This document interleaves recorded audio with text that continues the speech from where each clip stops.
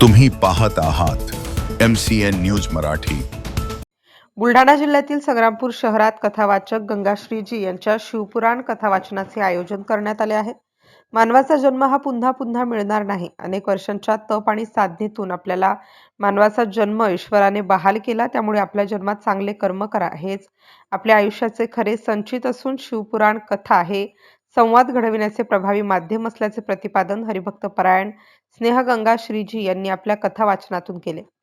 संग्रामपूर शहरातील पुरातन शिव मंदिर जीर्णोद्धार समितीच्या वतीनं स्थानिक आठवडी बाजाराच्या मैदानात महाशिवरात्री पर्वावर गेल्या 11 फेब्रुवारीपासून प्रारंभ झालेल्या शिवपुराण कथा सोहळ्यात दुसऱ्या दिवसाचे पुष्प गुंफताना त्या बोलत होत्या।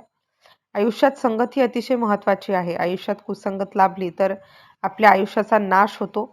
आयुष्यात एक चूक आपले पूर्ण आयुष्य उद्ध्वस्त करू शकते। विसंगतीने एकाचे चांगले तर दुसऱ्याचे वाईट होते। वादविवाद टाळून संवाद करण्यावर भर द्यावा।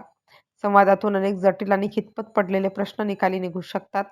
सर्व प्राणीमात्रावर दया करा, खरा तो एकच धर्म, जगाला प्रेम अर्पावे असे सांगून सर्वांना प्रेम वाटत चला।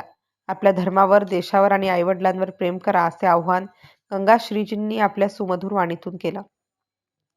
सदर शिवपुराण कथेत सकाळच्या सत्रात हरिभक्त परायण मनोहर वानखडे आणि बळीराम राजनकर यांच्या वाणीतून शिवलीला अमृत पारायण सुरू आहे।